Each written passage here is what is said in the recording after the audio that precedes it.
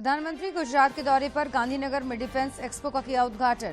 कहा यह आयोजन नए भारत की ऐसी तस्वीर खींच रहा है जिसका संकल्प हमने अमृत काल से लिया है। मुख्यमंत्री आज चतरा में आपकी योजना आपकी सरकार आपके द्वार कार्यक्रम में होंगे शामिल। कई विकास परियोजनाओं की देंगे सौगात, परिसंपत्तियों का भी वितरण। गढ़वा के बूढ़ा पहाड़ से सुरक्षा बलों को मिली बड़ी सफलता। 22 आईईडी बम, 3 ग्रेनेड लॉन्चर सहित भारी मात्रा में विस्फोटक बरामद।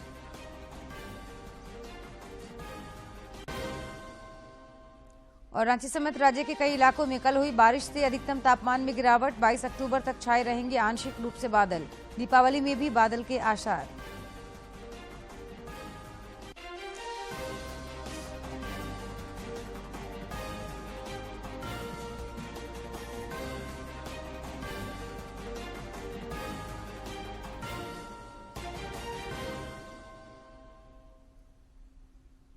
नमस्कार, खबरें झारखंड में आपका स्वागत है। मैं हूं जयलक्ष्मी और अब समाचार विस्तार से। प्रधानमंत्री नरेंद्र मोदी गुजरात के 2 दिवसीय दौरे पर हैं। दौरे के पहले दिन वे कई विकास परियोजनाओं का उद्घाटन और शिलान्यास किए। बाद में श्री मोदी ने गांधीनगर में आयोजित डिफेंस एक्सपो का औपचारिक उद्घाटन किया। इस दौरान उन्होंने कहा कि यह आयोजन नए भारत की ऐसी तस्वीर खींच रहा है जिसका संकल्प हमने अमृत काल में लिया है। भी है। साथियों, हमारे देश में डिफेंस एक्सपो पहले भी होते रहे हैं, लेकिन इस बार का डिफेंस एक्सपो अभूतपूर्व है। एक नई शुरुआत का प्रतीक है। ये देश का ऐसा पहला डिफेंस एक्सपो है जिसमें केवल भारतीय कंपनियां ही भाग ले रही हैं। केवल मेड इन इंडिया रक्षा उपकरण ही है। पहली बार किसी डिफेंस एक्सपो में भारत की मिट्टी से, भारत के लोगों के पसीने से बनी अनेक विध उत्पाद, हमारे ही देश की कंपनियां, हमारे वैज्ञानिक, हमारे युवाओं का सामर्थ्य आज हम लौह पुरुष सरदार पटेल की इस धरती से दुनिया के सामने हमारे सामर्थ्य का परिचय दे रहे हैं।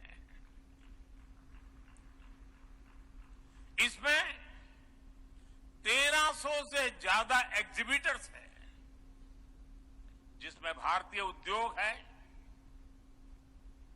भारत के उद्योगों से जुड़े हुए कुछ ज्वाइंट वेंचर्स हैं, एमएसएमईज और 100 से ज्यादा स्टार्टअप्स हैं। एक तरह से आप सब यहां और देशवासी और दुनिया के लोग भी क्षमता और संभावना दोनों की झलक एक साथ देख रहे हैं। इन्हीं संभावनाओं को साकार करने के लिए पहली बार 450 से ज्यादा एमओयूज और एग्रीमेंट साइन किए जा रहे हैं। साथियों, ये आयोजन हम काफी समय पहले करना चाहते थे। गुजरात के लोगों तो भली बात पता भी है, कुछ परिस्थितियों के कारण हमें समय बदलना पड़ा। उसके कारण थोड़ा विलंब भी हुआ। जो विदेशों से मेहमान आने थे उनको असुविधा भी हुई, लेकिन देश के अब तक के सबसे बड़े डिफेंस एक्सपो ने एक नए भविष्य का सशक्त आरंभ कर दिया है। मैं जानता हूं कि इससे कुछ देशों को असुविधा भी हुई, लेकिन बड़ी संख्या में विभिन्न देश सकारात्मक सोच के साथ हमारे साथ आए हैं। रक्षा मंत्री राजनाथ सिंह ने डिफेंस एक्सपो को संबोधित करते हुए कहा कि रक्षा क्षेत्र में रिसर्च और डेवलपमेंट पर जोर दिया जा रहा है।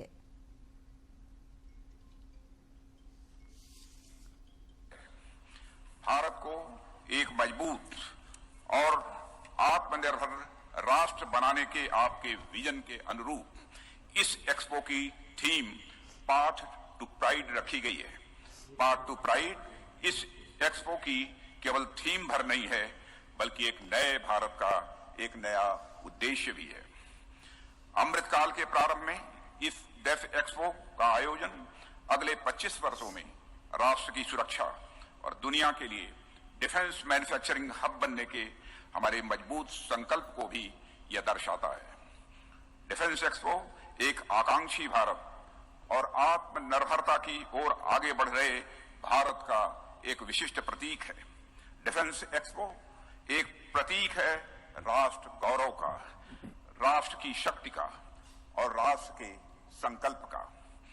मुझे इस अगस्त गैदरिंग को यह बताते हुए बेहद खुशी हो रही है कि इस एग्जीबिशन में 1300 से अधिक इंडियन एग्जीबिटर्स अपनी लेटेस्ट टेक्नोलॉजी और प्रोडक्ट्स का प्रदर्शन भी कर रहे हैं। इस आयोजन की 80 से अधिक कंट्रीज के डिफेंस मिनिस्टर्स, सर्विस चीफ्स और ऑफिशियल्स भी भाग ले रहे हैं। देश में पिछले 24 घंटे के दौरान कोविड के 1946 नए मामले सामने आए हैं, जबकि इस दौरान 2417 कोरोना वीरों ने इस महामारी को पराजित कर जिंदगी की जंग जीती है। देश में फिलहाल कोविड के 25,968 मामले सक्रिय हैं और ज्यादातर इलाकों में कोविड संक्रमण के मामलों में लगातार गिरावट देखी जा रही है।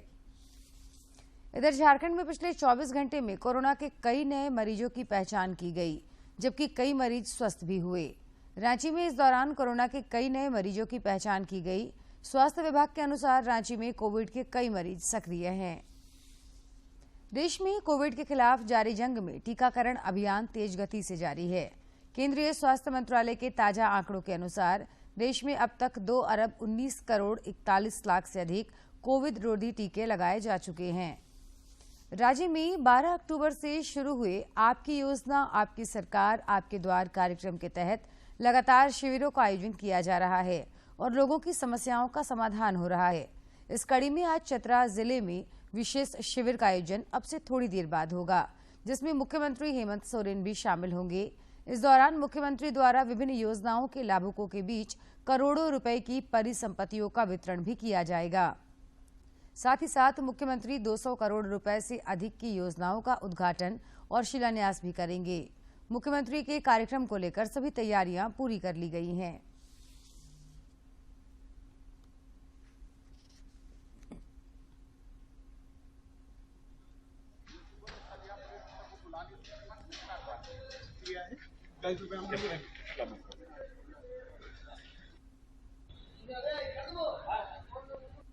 भ्रमण करके पदाधिकारी ऑन द स्पॉट उनके लिए दे रहे हैं। अब पूरा जिला स्तर का कल जो है कार्यक्रम होने वाला है। इस कार्यक्रम में माननीय मुख्यमंत्री महोदय रहेंगे श्री हेमंत सोरेन जी, माननीय स्थानीय मंत्री हमारे जो हैं सत्यानंद भोक्ता जी और ग्रामीण विकास मंत्री श्री आलमगीर आलम साहब, माननीय सांसद महोदय, माननीय विधायकगण, सभी माननीय लोगों के साथ साथ जो है यहाँ के जनता तो कल यहाँ पर आगमन होगा हज़ारों की तादाद में और उनको परिसंपत्ति बांटी जाएगी और चतरा जिला को समर्पण किया जाएगा शिलान्यास और उद्घाटन। टोटल 350 करोड़ रुपया के जन उपयोगी परिसंपत्तियां शिलान्यास और उद्घाटन जो है कल किया जाएगा। तो पेयजल एवं स्वच्छता मंत्री मिथिलेश ठाकुर ने नई दिल्ली के विज्ञान भवन में नागरिक उड्डयन मंत्रालय की ओर से आयोजित बैठक में राज्य प्रतिनिधि के रूप में सम्मिलित हुए। बैठक में देश के सभी राज्यों तथा केंद्र शासित प्रदेशों के प्रतिनिधि शामिल हुए। मौके पर श्री ठाकुर ने कहा कि झारखंड में नागरिक उड्डयन के क्षेत्र में काफी कार्य करने की आवश्यकता है। उन्होंने नागरिक उड्डयन मंत्री ज्योतिरादित्य सिंधिया से रांची से अंतर्राष्ट्रीय उड़ान शुरू करने का आग्रह किया। मुख्य निर्वाचन पदाधिकारी के रवि कुमार की अध्यक्षता में राज्य के सभी अर्हता प्राप्त नागरिकों का मतदाता सूची में निबंधन एवं मतदाता जागरूकता के उद्देश्य से आवश्यक सहयोग प्रदान करने को लेकर नेहरू युवा केंद्र संगठन के पदाधिकारियों एवं वॉलंटियर्स का 1 दिवसीय कार्यशाला का आयोजन किया गया। मौके पर मुख्य निर्वाचन पदाधिकारी जानकारी दी कि अभी भी राज्य में सभी अर्हता प्राप्त व्यक्ति मतदाता सूची में निबंधित नहीं हैं। लगभग 1/3 मतदाता निर्वाचन के दौरान मतदान की प्रक्रिया में भाग नहीं लेते हैं। युवा वर्ग की सहभागिता अन्य आयु वर्ग के मुकाबले कम है, जो उनकी उदासीनता को प्रदर्शित करता है।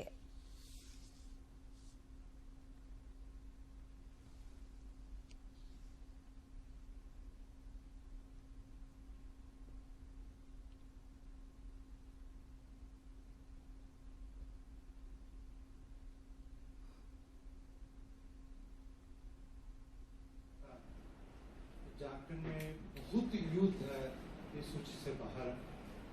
तुरंत हम लोग यहाँ पर स्टेट का नियम का कितना पदाधिकारी है सब तुरंत अग्री किया। उसका एक फलस्वरूप आज हम लोग ये कार्यक्रम का आयोजन किया जा रहा है। झारखंड में बहुत युवा लोग है उसका मतदाता सूची से बाहर में, उसका हम लोग को शामिल करने के लिए आवश्यक है। उसमें मेरा डिटेल प्रेजेंटेशन होगी, उसमें मैं आपका पूरा विस्तार से बताएंगे। उसमें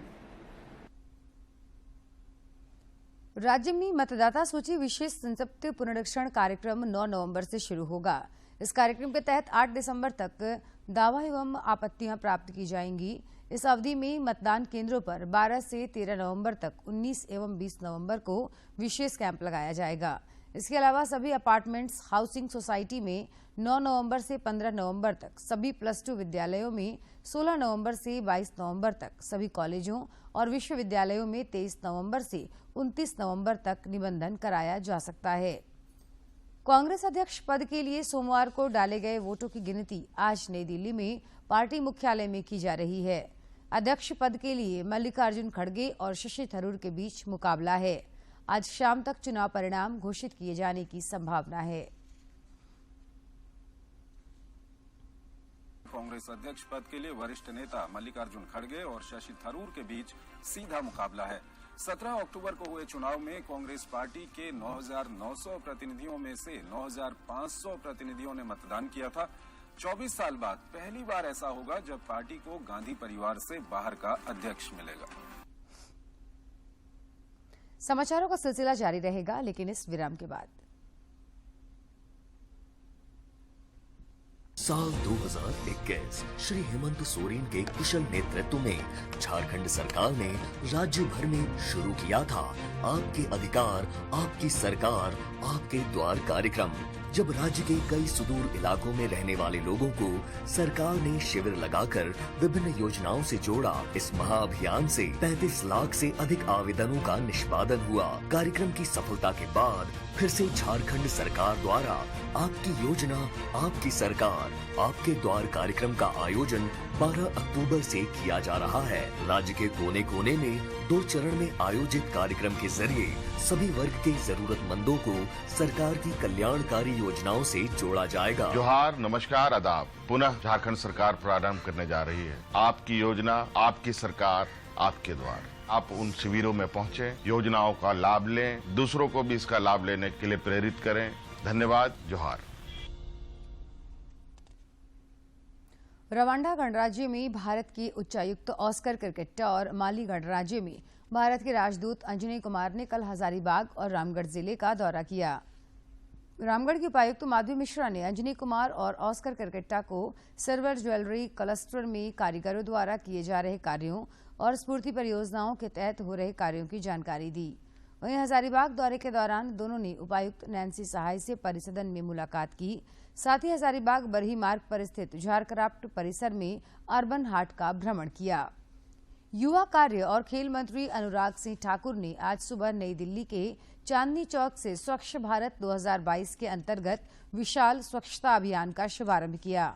इसका उद्देश्य युवा कार्य और इससे संबंधित संगठनों द्वारा स्वच्छ भारत 2022 के प्रयासों को एकीकृत करना है और स्वच्छ भारत अभियान में बड़े पैमाने पर जनता की भागीदारी सुनिश्चित करने के लिए गतिविधियों में तेजी लाना है।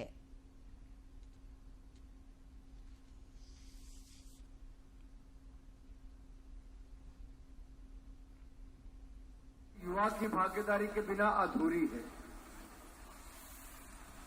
और जब हम नए भारत की कल्पना करते हैं तो स्वच्छ भारत के बिना नए भारत हो ही नहीं सकता। अब एक है कि विभाग कहता है कि हम स्वयं करते हैं, क्या हम क्लीन इंडिया के एम्बेसडर बन सकते हैं? इससे आपकी भी पहचान बनेगी, आपका क्षेत्र स्वच्छ बनेगा। और कई बार क्या है, हम लोग स्वयं तो स्वच्छता करते हैं, झाड़ू उठा के चलेंगे, बोरी उठा के चलेंगे, प्लास्टिक इकट्ठा करेंगे, लेकिन जनता की भागीदारी नहीं करते। 31 अक्टूबर तक पूरे देश भर में स्वच्छता 2.0 अभियान चलाया जा रहा है। इसके तहत DGMS धनबाद ने क्या कुछ टारगेट रखा है और किस तरीके से दफ्तर को क्लीन करते हुए यहां के रिकॉर्ड को मेंटेन करने की व्यवस्था की जा रही है। DGMS की महानिदेशक प्रभात कुमार से हमारे समाचार संपादक ने खास बातचीत की है। केंद्र सरकार ने स्वच्छता 2.0 कैंपेन के तहत ऑफिसेस को कुछ टारगेट दिए हैं। आज हम DGMS में हैं और उसके महानिदेशक प्रभात कुमार जी हमारे साथ हैं। सर, किस तरीके से आप लोगों ने एक टारगेट लिया है और कैसे इस पूरे प्रेमाइसेस को क्लीन कर रहे हैं और उसका क्या कुछ नतीजा निकलकर सामने आ रहा है? जो कैंपेन चलाया जा रहा है उसमें हमारे दो तरह के काम है। एक तो स्वच्छता है, प्लस जितने पेंडिंग इश्यूज है, चाहे वो हमारे मेंबर ऑफ पार्लियामेंट के रिफरेंसेज हों या पार्लियामेंट एश्योरेंसेज हो, पब्लिक ग्रीवांस है या फिर जितने पेंडिंग वर्क्स हैं वो सबको निपटाने का है। इवन हमारा रिकॉर्ड रूम ठीक करना है, डिस्पोजेबल आइटम्स को डिस्पोज करना है, स्क्रैप को डिस्पोज करना है, कंडेमनेशन करके सारा चीज़ हमारा कर देना। जितना तक हम कर सकते हैं इस एक महीने में जोर शोर से करना है। बाकी ये काम तो हम लोग साल भर करते रहते हैं। हम लोगों ने कुछ 2500 फाइल रिव्यू करने का किया, आधा महीना हमारा निकल गया। हमने करीब 75% काम अपना पूरा कर लिया है। हम लोग जो टारगेट लिया है उसको एक्सीड करेंगे। ये हमारा मंत्रालय को हमने एश्योरेंस दिया है कि हमने जो फाइल रिव्यू का वीडिंग आउट फाइल्स इसका जो टारगेट लिया है उसको हम एक्सीड करेंगे। लोगों के मन में भी एक भ्रांति रहती है कि जो सरकारी दफ्तर होते हैं वो कहीं ना कहीं एक कूड़े का वहाँ अंबार बन जाता है, जो बहुत सारी चीज़ें ऐसे होते हैं, स्क्रैप मटेरियल्स होते हैं या फाइल्स होते हैं जो सिर्फ दिखते हैं और उसकी वजह से कार्यशैली भी प्रभावित होती है। तो क्या लगता है कि इस तरह का जो कैंपेन चल रहा है, इसको सिर्फ स्वच्छता कैंपेन हम लोग नहीं कह सकते, इसको जो कहते हैं कि ग्रीवांसेस जो है वो भी डील होता है, तो इससे आम लोगों को भी फायदा होगा? बिल्कुल फ़ायदा होगा। ये हमारे कैंपस में आने के बाद जो स्वच्छता दिखती है, कैंपस हमारा पिछले 5 साल से या पहले से चल रहा है, पिछले 5 साल से विशेष रूप से हम लोग इस पर ध्यान दे रहे हैं। तो जितने हमारे गार्बेज आइटम हैं, जितने डिस्पोजेबल आइटम है, उसको हटा के हम लोग स्पेस क्रिएट कर रहे हैं। पिछले साल हम लोगों ने इस स्पेस क्रिएशन में करीब 1000 स्क्वायर फीट स्पेस क्रिएट किया था। अभी तक हम लोगों ने करीब 700 स्क्वायर फीट स्पेस क्रिएट कर लिया। सरकार की तरफ से, मंत्रालय की तरफ से भी जो हमें निर्देश दिए जाते हैं, जो जोश दिया जाता है, उस जोश के कारण हम और फास्ट काम करते हैं और अच्छा काम करते हैं। लोग जो हमारे पास जो स्टेक होल्डर्स आते हैं हमारे पास, वो भी यहाँ की सफाई देख के, क्लीनलीनेस देख के, DGMS में स्पेशली जो भी आते हैं वो बोलते हैं ये तो बहुत हद तक कायाकल्प हो गया। जो हम लोग पहले नहीं देखते थे वो अभी देख रहे हैं। तो क्या सर, आप तो एक कंट्रोलिंग बॉडी भी हैं, तो किस तरीके से माइंस में भी इस तरह की चीज़ें इंप्लीमेंट होनी चाहिए वहाँ पे, जैसे जो वर्कर्स होते हैं, ताकि उनके लिए जो डस्ट की परेशानी या दूसरे तरह की जो परेशानी होती है वो उनसे निजात मिले, क्योंकि ये भी एक स्वच्छता का पार्ट होता है। बिल्कुल। हम लोग जैसे अपने यहाँ कैंपस में सफाई करते हैं, पौधे लगाते हैं, वृक्ष लगाते हैं। हमने अपने कैंपस में पिछले 2 साल में करीब 500 पेड़ पौधा लगा। हमारा कैंपस पहले से हरा भरा है, लेकिन हमने पेड़ पौधे लगाए। इसी तरह जब माइंस में जाते हैं तो माइंस में कुछ कानून के तहत काम करने रहते हैं, उस पर तो ध्यान हम लोग देते ही हैं, जो माइंस एक्ट में, रेगुलेशंस में लिखे हुए हैं। उसके अलावा उसके बाहर भी जैसे उनको भी हम प्रोत्साहित करते हैं, उनके साथ मिल के अलग अलग जगह पर पौधे लगाते हैं, पेड़ लगाते हैं। अब धनबाद क्षेत्र में देखिएगा कि आग प्रभावित एरिया है, बहुत जगह आग दिखेंगी। उस आग के जो कोयला आग पे है उसको भी हम एक्सट्रैक्शन के लिए सही तकनीक से उसको हम लोग फैसिलिटेट करते हैं। उसको आग को बुझा के, ये जो कोल कंपनी है भारत कोकिंग लिमिटेड, ये निकाल ले रही है। इसके अलावा यहाँ पर जो दूसरी कोल कंपनी है, चाहे टिस्को की है या फिर स्टील अथॉरिटी की है और एक इस्पात वाली भी है, तो ये सब कंपनीज जो हैं हमारे सहयोग से, हम उनको सहयोग करते हैं, उनको प्रोत्साहित करते हैं, उनके साथ मिल के पर्यावरण को अच्छा करने का, वहाँ जो लोग काम करते हैं उनके स्वास्थ्य में कैसे लगातार वृद्धि हो, किससे अच्छा हो, स्वस्थ रहे। हमारा एक मिशन है स्वस्थ भारत समृद्ध भारत। उसके तहत हम लोग जो वर्कर्स काम करते हैं, उनके इन्वायरमेंट है, उनके रहने का जगह, वो भी कैसे स्वच्छ रहे, डस्ट से फ्री रहे, कैसे डस्ट का इंतजाम करें कि ताकि कम से कम लोगों को इस पर इफेक्ट पड़े। लगातार सतत प्रयासरत है और स्वच्छ भारत स्वस्थ भारत का जो कॉन्सेप्ट है उसको डीजीएमएस अपने प्रमाइसेस के साथ साथ माइंस में भी इम्प्लीमेंट करने में जुटा हुआ है। अपने सहयोगी अजय के साथ मैं दिवाकर कुमार, दूरदर्शन समाचार, धनबाद। नक्सलियों के खिलाफ चलाए जा रहे राज्यव्यापी अभियान में सुरक्षा बलों को बड़ी सफलता मिली है। गढ़वा जिले के बूढ़ा पहाड़ पर चल रहे नक्सल उन्मूलन अभियान के दौरान कोबरा बटालियन के जवानों ने भारी मात्रा में आईईडी बम, हथियार, गोला बारूद सहित अन्य सामग्री बरामद किया है। बरामद जखीरे में 22 आईईडी, 7 वीएचएफ सेट, 2 वीएचएफ उपयोगकर्ता, manual 12 battery, 3 grenade launcher, 160 metre cable तार, 9 आईईडी सरिश तंत्र, 26 डेटोनेटर, 4 किलो केमिकल सहित भोजन बनाने और दैनिक उपयोग की सामग्री शामिल है।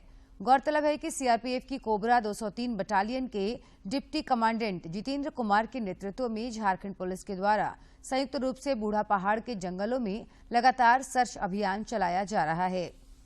इधर प्रधानमंत्री नरेंद्र मोदी ने इस महीने की 30 तारीख को आकाशवाणी से प्रसारित होने वाले मन की बात कार्यक्रम के लिए लोगों के सुझाव मांगे हैं। लोग अपने सुझाव 28 अक्टूबर तक दे सकते हैं।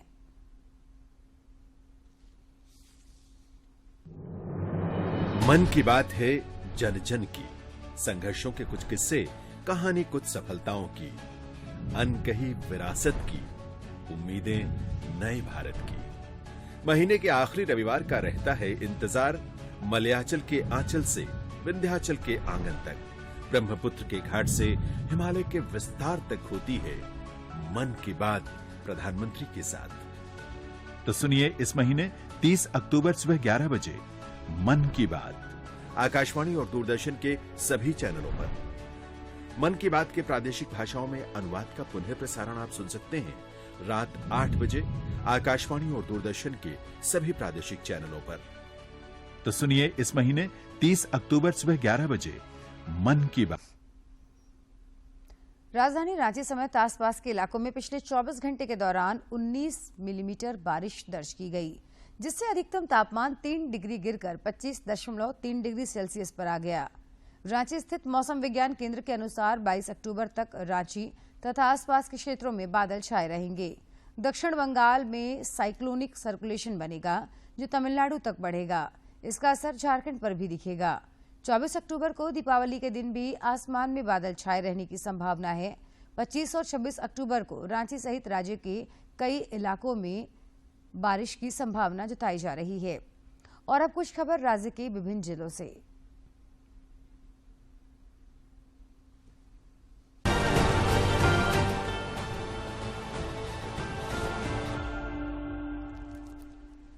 प्रवर्तन निदेशालय ने अमित अग्रवाल और प्रेम प्रकाश के खिलाफ चल रही मनी लॉन्ड्रिंग जांच में रांची के बिरसा मुंडा जेल के अधीक्षक और झारखंड पुलिस को नोटिस जारी किया है।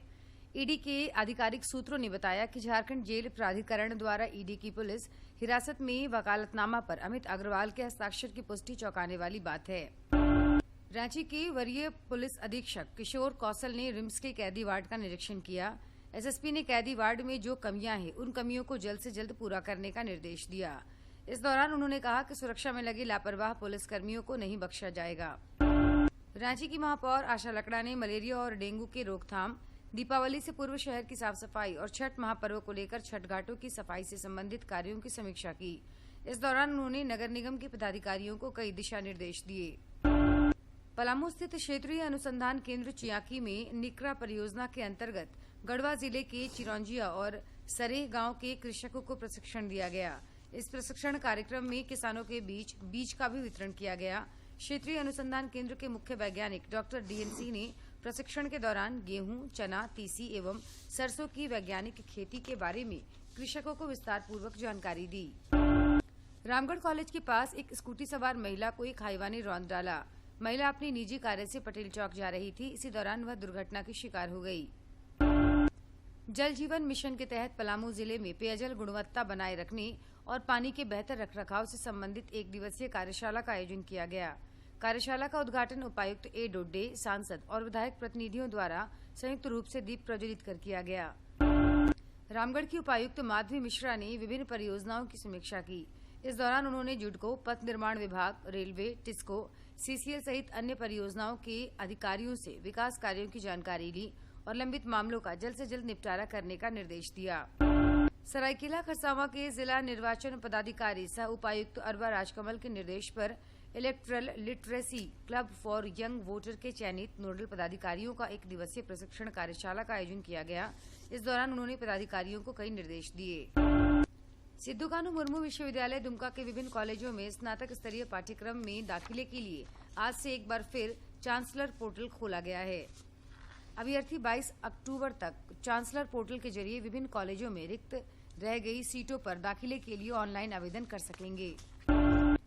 दुमका जिले में पिछले 24 घंटे के दौरान 3 अलग अलग सड़क दुर्घटनाओं में एक व्यक्ति की मौत हो गई, जबकि करीब 1 दर्जन लोग घायल हो गए।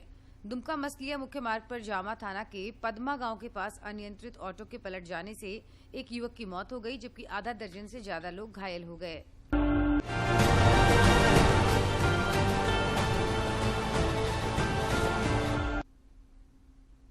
और खबरों के अंत में एक नजर मुख्य समाचार पर।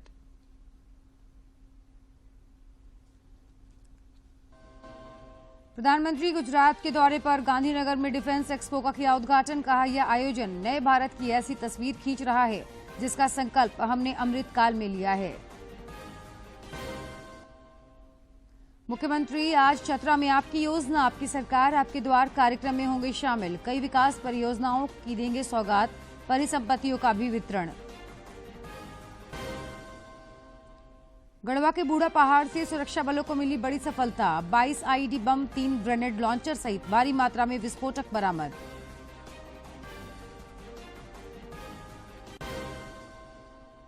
और रांची समेत राज्य के कई इलाकों में कल हुई बारिश से अधिकतम तापमान में गिरावट। 22 अक्टूबर तक छाए रहेंगे आंशिक रूप से बादल। दीपावली में भी बादल के आसार।